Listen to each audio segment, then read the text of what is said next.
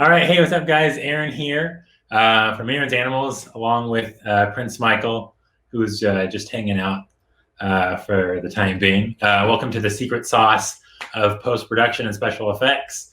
Yeah, thanks for joining us. I thought I'd take you guys through the path that I took to get to doing what I'm doing now, which is making special effects, VFX videos on YouTube that include animals. And also go through some of the principles that I've learned as they relate specifically to special effects. So yeah, when I moved out here, which was almost 10 years ago, I initially wanted to be a music video director. And I kind of had this background in visual effects. Like when I was living at home alone with my brother, we would make videos and we'd use the green screen for stuff. But really the goal was to make awesome music videos. And then when I moved out here, actually the first day of college, I went to Biola University, I met my buddy, Zach King, who I'm sure a lot of you guys are familiar with. And at the time, he was actually making tutorials on YouTube for Final Cut Pro. His name back then was Final Cut King. And so he was doing like the editing and the directing, and then I had the strong background in visual effects, or somewhat strong. And so it was this great opportunity for us to collaborate together. And the reason that's important is because it was that collaboration that kind of set me down the path that I took and that led me to where I am today, because I was able to provide this sort of talent to filmmakers that was sort of a rare commodity, especially at the time. And so Zach and I got to collaborate because he brought something to the table that was really powerful, which is like his directing and storytelling abilities. And then I was able to bring my skills in visual effects that led us to be this team that was able to work together really well. And so that's important, because if you guys have a passion for visual effects or an interest, it's kind of unique in the sense that it requires a large attention to detail, someone who often is really comfortable spending long hours on the computer, getting things perfect. And that's kind of rare. And if that's something that interests you, then that's great, because you have something rare that you can offer to other filmmakers, other content creators, both in terms on like on a professional level where they're hiring you for a service, but also if you're just collaborating with friends who want to do it for fun. And so that was really important starting off, was having this set of skills that allowed me to be useful to other people. And so when I first moved down here, I was making music videos, and I would reach out to like small music labels and ask them, hey, can I make a music video for some of your bands for free? I just put out an ad, I think it was on Craigslist. And I got a bunch of responses, but then finally I got a response from an actual legit professional record label here in LA. And Zach and I actually made a music video for them, and it went really well. And so after that, they ended up hiring us to do videos for the next 5 bands that they had, including their biggest band on their label.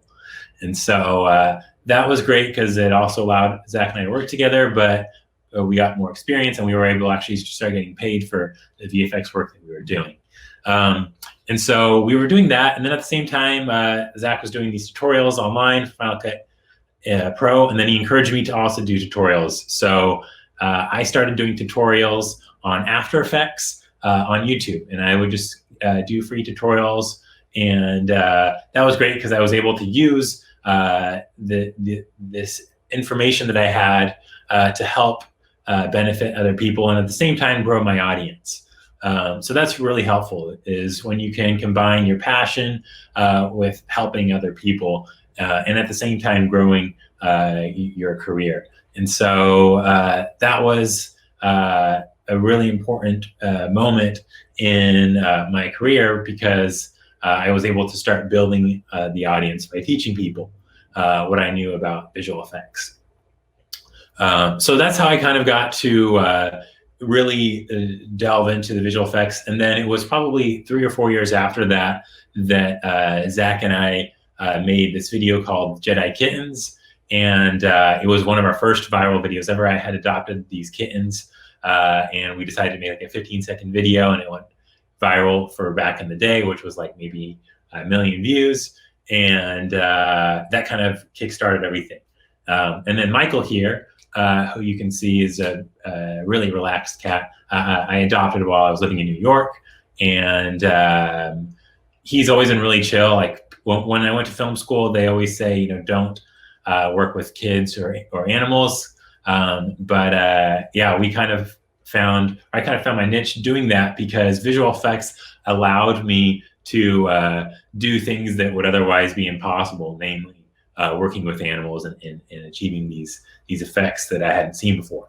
And so, yeah, I adopted Prince Michael, and that was back in 2014. And ever since then, I've been making animal videos. Our family here has kind of grown. I've got Prince Michael. I've got another cat here named Jen, and then I've also got I recently added a dog to our family. His name is Bob, and he's a pug. He's outside right now, though. So yeah, that's what I've been doing for the last 5 years or so, is making these animals videos that are have been inspired by the visual effects that we had been doing years before. And so yeah, I want to talk with you guys about some of the principles that we've learned and incorporated and been intentional about over the years. There's a lot of different routes you can take if you have interest in special effects. Often the most high-end visual effects will involve working for a huge team, a special or visual effects house, where you'll be one of many people in the process of achieving these high-end visual effects. The route that I took is a little bit different. You know, I'm working independently, and I'm making my own content at the same time. We do have a small team of people that help us on our videos as well. But there's the more traditional route, which is the Hollywood route, and then there's what's becoming more increasingly popular, like the YouTube route, where you're doing kind of your own thing. And so I'll get into kind of some of the differences later on, but yeah, just something to be aware of. So yeah, that's how I got into. One of the things that we were really conscious of when we first started was developing our own style. And so what we wanted to do was kind of blur the lines between fake and reality. And you can see that even to this day, you know, 10 years later, where Zach is doing these magic videos and I'm doing these animal videos. His videos, which are awesome and amazing and have really blown up on TikTok, especially recently, are doing these magic tricks where you're not really sure what's real and what's fake. And so that's kind of something we've been intentional about from the start, where we're not like doing these crazy effects where you're seeing like necessarily huge explosions and things that are obviously fake. We're trying to kind of blur those lines. And the benefit to that, at least in my mind, is that it piques people's curiosity. You know, people are more often curious and engaged if they're not really sure what it is. You don't want it to be confusing, but you want there to be this sort of mystery to it that keeps people coming back and wondering what it is that they're actually seeing. So what I mean by that is that whenever possible, we would use practical stuff. So I'm sure most of you have heard of CGI, which means that what you're seeing was actually totally generated by the computer. So none of it is real. And what we try to do is kind of blend the practical whenever possible. So for example, a lot of people ask if the cats are real. You can see here, hopefully this is believable, but Michael is an actual real cat. Maybe that'll be a little more convincing. Yeah, so we're using real animals, but we're distorting the footage. We're manipulating the footage in a way to achieve the effects that we're going for. Yeah, so that's something that we always kind of strive for, is using real things or practical effects whenever possible. And it's great because, for example, if you were to create a CGI cat, you would most likely need a whole team of people devoting weeks and weeks of work just for a few seconds of footage, because it's really hard to simulate reality when you're doing it totally from scratch. It's much easier and often more believable if you're able to use the real thing and then make manipulations later. So yeah, that was really important for us. Often, especially when we were first starting off, we wanted the videos to feel like as if they were recorded on like a cell phone or something. So we would even like, if we needed to record something on a tripod, we would add camera shake to it later, like fake camera shake in the computer to make it seem more fake. And to this day, you can still see that even in Zach's videos too. Masking is a huge part of what we do. So this is a little bit technical, but masking is basically when you're removing something from the frame. So in our program, which I'll get into actually towards the end of this, I'll show you guys like a tutorial if there's time. But let's say I needed his head to look up. I could have my hand here really right close next to him to kind of position him in the place that we want. Oh, looks like he's going to jump down now. And then I can remove that by masking it, as long as it's shot on a tripod. And so I'll go over some of the gear that I use to achieve that in a bit here. But masking is a huge part of what we do. And then distorting reality, meaning like often, as I mentioned earlier, like if we're seeing something on camera that's real, we're just going to, rather than creating it from scratch, if we wanted to achieve a certain effect, we're going to distort it using like a good example would be, here, actually, I'll show you my other cat. You can see here his eyes, when cats' eyes are in the light, you can see their pupils get really small. But in all of our videos, we like their pupils to be big, like you normally see them in the dark. And so what we're going to do is use our effects. We're going to use footage of his actual face, but we'll manipulate the eyes by enlarging just the black part, the pupil part of his eye. And so, yeah, that's a way that we're able to achieve a certain level of realism without having to build everything from scratch. Okay, cool. And so a huge part of being a visual effects artist, a special effects artist, is observing the tiny details in life and applying those to your effects, especially if that's what you're going for, if you're trying to achieve a certain level of realism. And so like one thing that I highly recommend, there's this book by Disney called The 12 Principles of Animation. And that's really important because it teaches you how to look at movement, at animation in a way that's indicative of to a certain extent of how things play off in real life, and it teaches you to be observant. This is a model that I have here on my desk that I love because the eyes on the owl are actually quite similar to a cat, and you can see that the reflection is really visible here. And so lighting is another thing that we're often conscious of when we're achieving these effects. Lighting and movement are really important things to pay attention to when you're trying to achieve effects that look real. Yeah, okay. So I'm going to continue on here showing you guys some of the tools that I use. If any of you guys have any questions, feel free to send those in the chat, and then if there's time at the end of this, we'll break for some questions. Yeah, and so one thing, so there's a few different tools that we use to achieve our effects, some of which you saw in that video. I'm going to show you here. This is our fake cat here. This is a fake Michael, his stunt double, and we had a special effects house made it. This is actually prototype number 1, so you can see he's not in the best shape.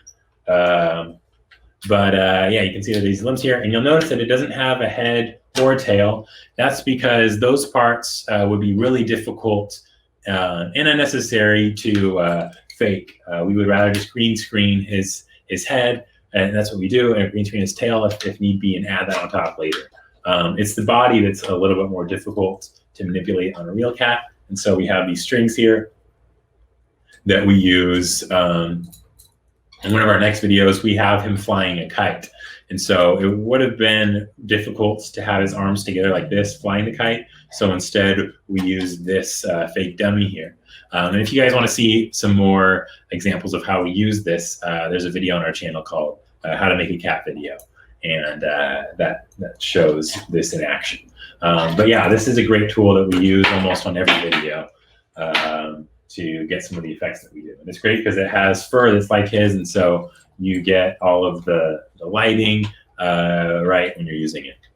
Another tool that I use is this giant cat costume. It's a little odd to show without it on, but yeah, this is a huge cat costume that I put on and I get into, and then I'll have a big green screen behind me, and then I'll shrink myself down. So we use this if we have more dance movement, like for example, if we need Michael to be dancing, then I'll put this on and I'll do the dance, and then I'll green screen his head and put it on top of mine. So yeah, that's also a tool that we had professionally made specifically to my body size and to look like Michael. This right here, this is great. I'm sure a lot of you guys are familiar with green screens. I love this because these are really cheap. They're only a few dollars. I think you can get them at Walmart, and they are really consistent. Like it's flat, so you don't have to worry about bends or creases in it, like if you were using a sheet. And since we are working on a smaller level with animals, we don't need a huge green screen. It can be just a small thing. All you need is something that's big enough for your subject to fit behind. And so these work really well. You can get them in green as well. So yeah, highly recommend this. Another thing that's really important, especially for visual effects in general, is a good tripod. So this is the tripod that I use. And I also have a small one because a lot of what I'm doing is on like the ground. So because we're working with animals that are on the ground. But a tripod is really important because we're often shooting so many different things that we're combining into one shot. And so you need the camera to be still in order to combine those things seamlessly. This right here is the camera that I used, which just so happens to be a Blackmagic. And I love this camera. It shoots in RAW, which is great, especially when we're shooting outside. It's awesome to have the flexibility of shooting in RAW. And our crews are often pretty small because we're working with animals and we don't want there to be a ton of people there. And so this camera is great for that. This is the Blackmagic Pocket. It's in the 4K. And yeah, I love it. This is really meant for video, which is awesome. And then another thing that's really important for us, because I'm often the one actually holding the animals in place or even animating them, I need to be able to see what's on camera. And so an external monitor is really important.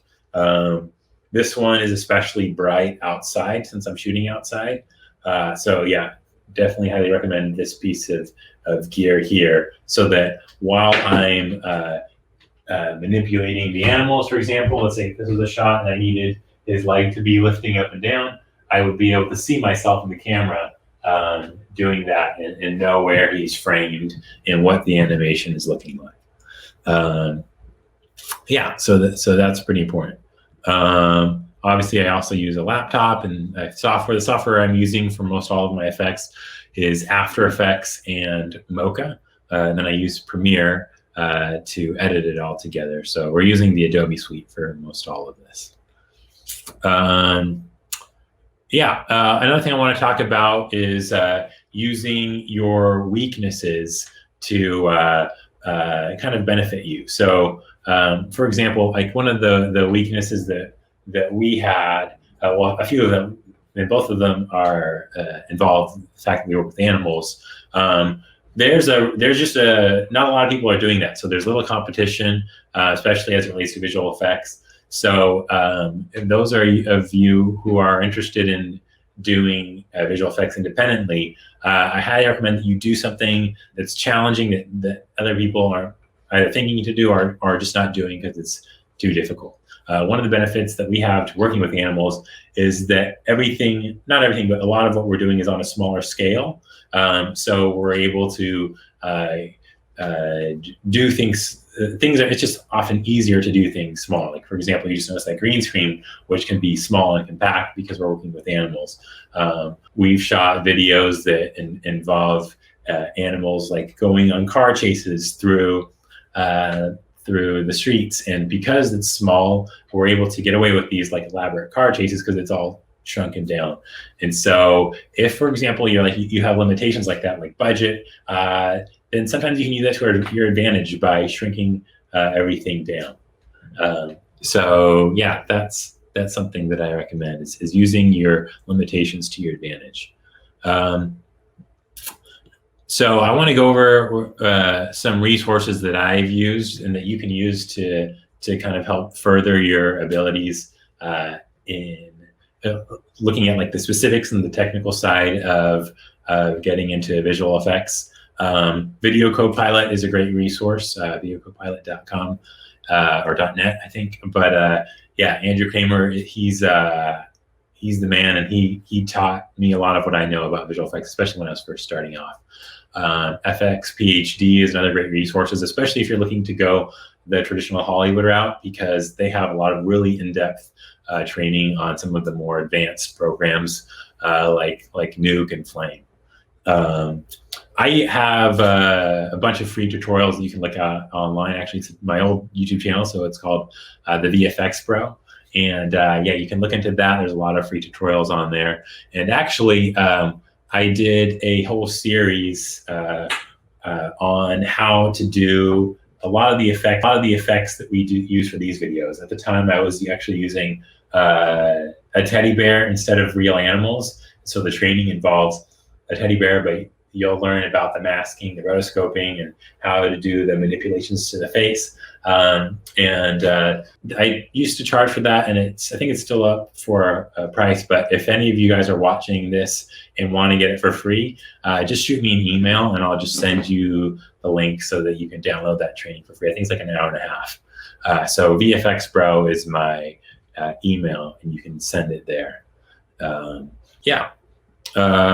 So what I want to do now is actually just give you a quick look at my screen and show you how I would approach a really simple shot in terms of manipulating the facial expression on one of our animals. We're going to do that on Bob, who is our pug dog. And actually, this is going to be footage from an upcoming video that will be coming out in a few weeks, hopefully. So there's a quick sneak peek. I'm going to go ahead and share my screen so that you guys can.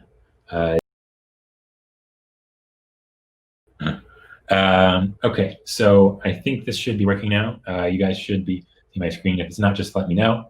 But what we have here is a shot. Okay, cool, it is working.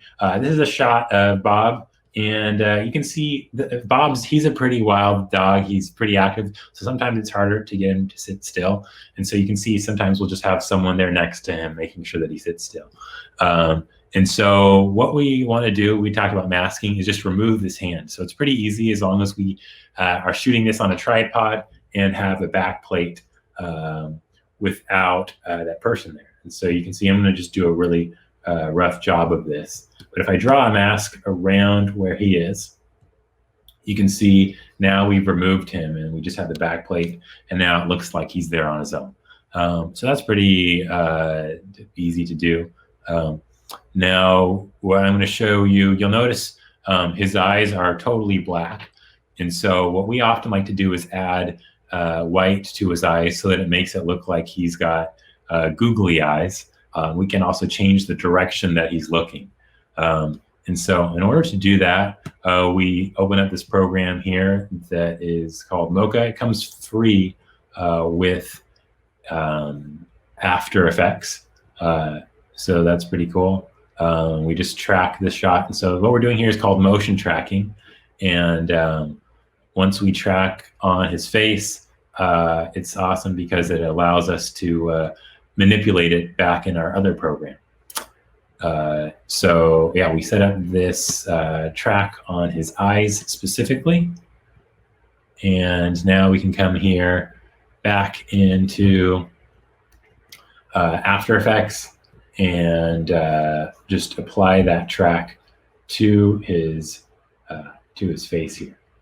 And what I'm showing you here is I go over in detail on that training. So again, if any of you guys want to get that training for free, just send me an email.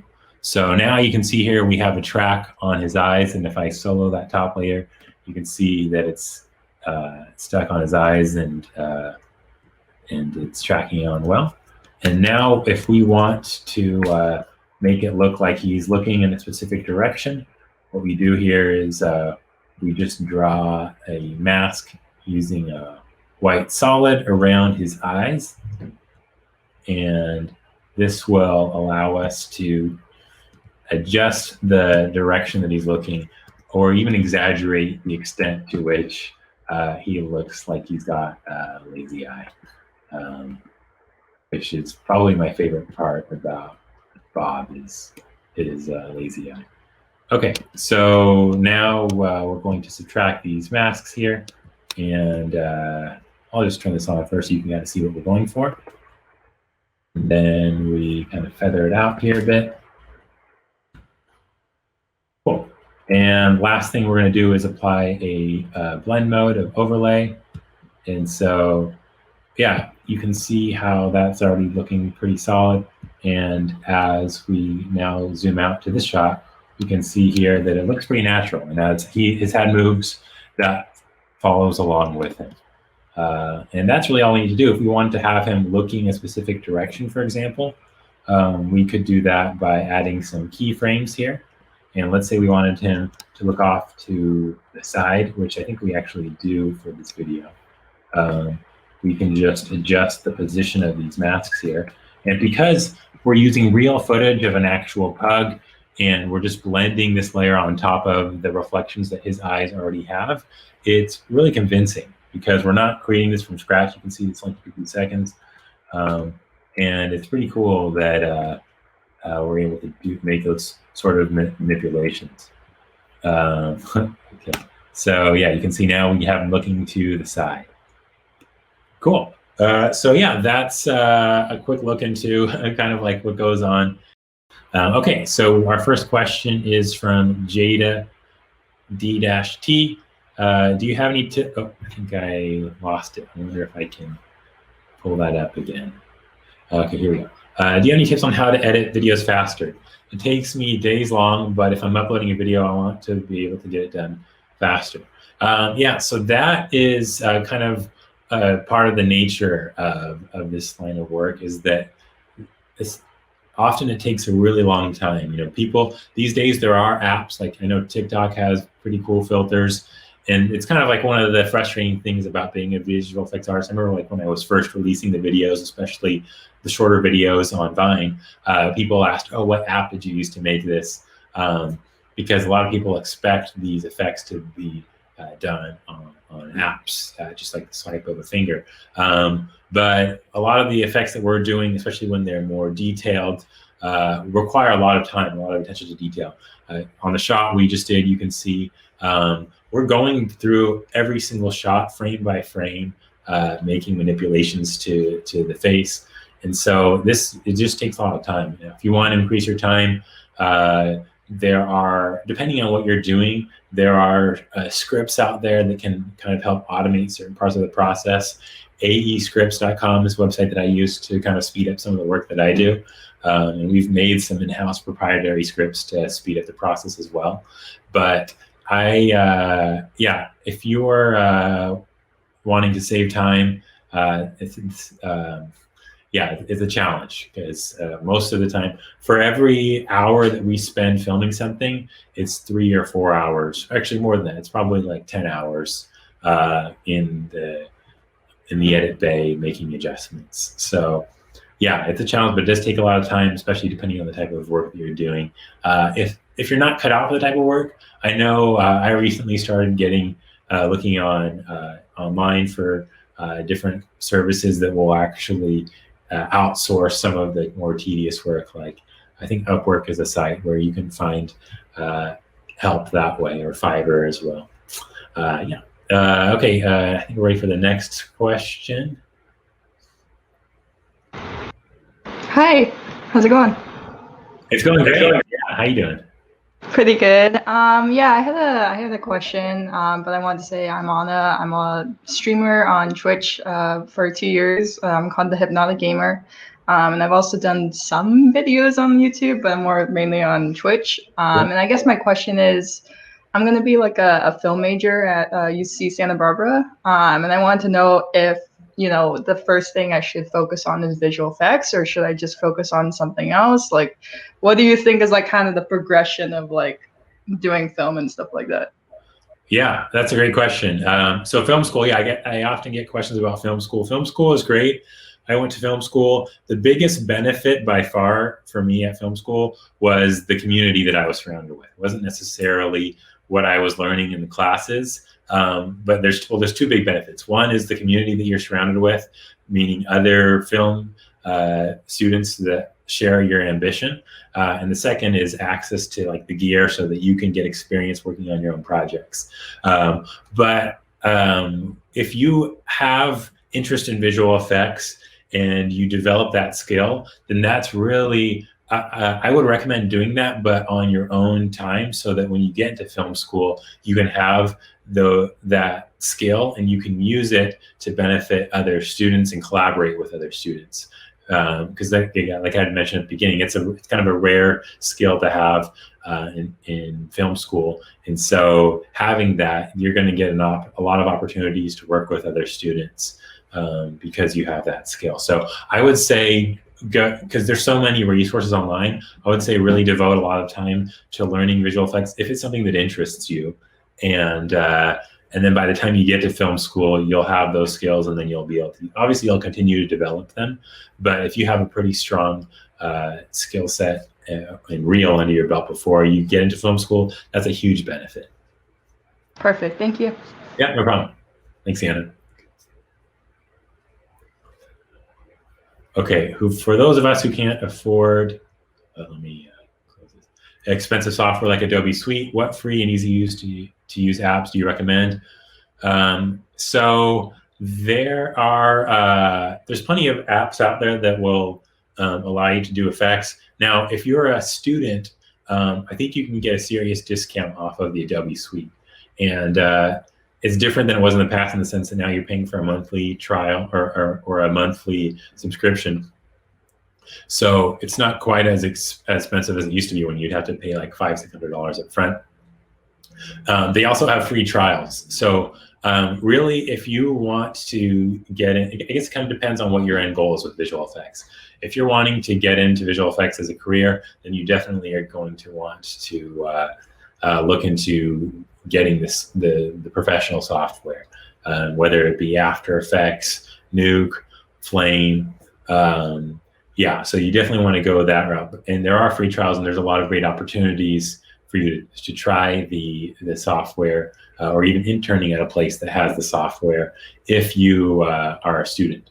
But if you are wanting to do it for fun, I mean, there's plenty of apps out there that will allow you to get into that. I think there's a 3D app or software, I think it's called Blender, that's totally free. I never really got too much into the 3D stuff, but depending on what your interests are, there is software out there that's free. So yeah, I would say it kind of depends on the route that you're wanting to go. But if you're looking for a free app, Blender, but also take advantage of the free trials. Yeah. And also if there's like schools that you're able to go, or libraries that have the software, that's another way to be able to use it. Maybe not so much now with COVID, but as things clear up. Can you talk about using storyboards or communicate how to visualize scenes before you film? Oh yeah, that's a great question. So storyboards, what I like to do before we're doing all our videos, because it actually is really important, especially when you're doing work that involves visual effects, to plan things out really well, because it's so time intensive. you really benefit from planning things out to save yourself as much time as possible. So pretty much every shot that we have in our videos has been planned out ahead of time. And if we have sequences that are a little bit more advanced, like for example, we did a train chase video last year where we actually got together with a storyboard artist and drew out every single shot and then edited it all together to the music before we went and shot it. What I like to do now is I do shot lists. And so I'm a terrible artist, and I find that since I'm working with such a small team right now, I don't really need to communicate what I'm what I'm thinking in my head to everyone else, because I'm handling so much of the process. But when I am working with a large team, which I've done on occasion in the past, it is really important to do the storyboards, because you need to be able to communicate what's going on in your head to the other people involved, mainly the art department, if there's someone else that's handling visual effects, the DP, all of that. So yeah, the storyboards are really important, especially if you're working with a large team that needs to have a clear understanding of what it is that you're trying to capture. But for me personally, I use this app called Airtable, where I write down all of my shots, and I have little notes and details if there's like something really particular that I want to capture. Like if I want there to be like a pause in between different actions, then I'll indicate that in the shot list. If I want him to have a certain look on his face, I'll indicate that in the shot list as well. But yeah, there's tons of resources out there on creating storyboards. For me, my time is so limited because of my involvement in the post-production side and the production side, that it's just a little too time intensive for me to actually physically draw out storyboards. And our team is so small that I don't necessarily have to communicate that information. Yeah, so hopefully that answers your question. Okay, moving on to the next question. Hold on a spotlight. Hi, I'm sorry, my camera is not Oh, that's working fine, yeah. for some reason. Basically, I wanted to ask, I'm also into streaming, and I was planning to start on the YouTube, but I never did, simply because of the editing skills. I was curious, basically more starting question, I guess. How will you go about doing something from scratch, basically visual effects? So not like CGI, something complicated, but like smoke or something like lighting, like going animated. Yeah. So, I mean, there's a lot of visual effects encompasses a lot of different areas. I used to say to people who want to get into visual effects but have absolutely no one to help them or no gear, motion graphics is a great way to get into visual effects, because you learn the software and it's all on the computer. Now, it sounds like you are more of a content creator, meaning that you want to create your own content that people enjoy, not necessarily partner with other brands to create content. But yeah, I would, if you're wanting to start out learning visual effects, then I would highly recommend videocopilot.net. They have a beginner series on there. I also have a beginner series too, so I can send that to you for free if you shoot me an email. But yeah, I would look at the beginning tutorials and develop your skill set, and then go from there. Now, were you looking at more like how to get started as a visual effects artist, or were you looking more at like what type of content to create? Basically, yeah. So as I'm doing streams, so I'm basically doing a lot of gameplays and stuff. But basically, how, let's say, some popular streamers or YouTubers basically have some editing with some visual effects, basically incorporate both things into one kind of thing. Yeah. So if you're trying to learn how to do the things that they do, then yeah, you can look up tutorials.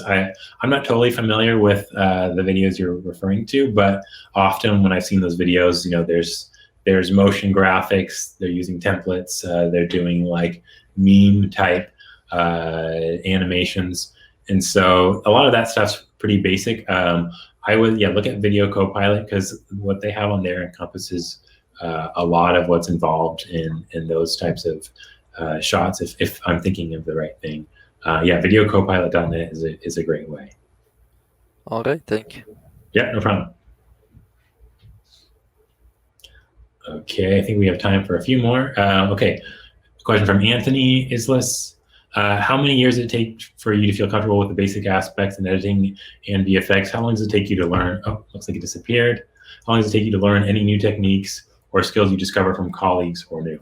Okay, so I was doing visual effects for a summer before I felt pretty comfortable. I was making a music video in high school that I wanted to submit as my entry to film school. But it can be done really quick, actually. I remember when I was in college, our first year, Zach and I were making videos together, and Zach wanted to learn how to do the basics of the VFX. And he locked himself in his room for 24 hours, turned off all the lights, and he was able to learn After Effects on a basic level in 24 hours. So it can be done really quickly if you dedicate yourself to it. And yeah, like I mentioned, Video Copilot is a great place to do that, but you can also send me an email and I'll send you my basic training as well. Cool. Okay, I think we got time for one more. Okay, did you have a full-time job when you moving to LA while still pursuing your passion of editing? Currently balancing that. Okay, so when I moved out here, I was a pretty terrible student and employee because I would always be editing. In any class that I was in, I had my laptop, I'd be sitting in the back in math class, and I would just be editing. I would go to the cafeteria at school, and I would be in there for sometimes 9 or 10 hours, eating from the buffet and editing. And then even when I worked at LA Fitness, I would be at the front desk checking people in while editing as well. And so it was kind of an obsession, especially for the first several years at film school. But I was able to get the other things done while kind of multitasking. So I chose options that would allow me to do both things at once. I chose jobs that would allow me to do both things at once. I remember my dream job, I never got it, was to work security at the check-in gate so that I can be sitting there from like, I think 11 p.m. to like 5 in the morning, just checking people into the campus while editing. I never got the job, but that would have been great for me. But yeah, if you are finding that you're running out of time, I'm actually reading a book right now that's focused on time management. It's called The Miracle Morning, and I'm going to start that challenge in about a week. But I would encourage you to give it a read if you're concerned with your time management in working a job. Yeah. Okay. Okay, so that is the last question. Thank you guys all for joining in. I'll pick up Michael here for a final goodbye. Yeah, appreciate your guys' support, watching the videos, and yeah, if you guys have any questions, shoot me an email, and I'd be happy to help out. All right, take care.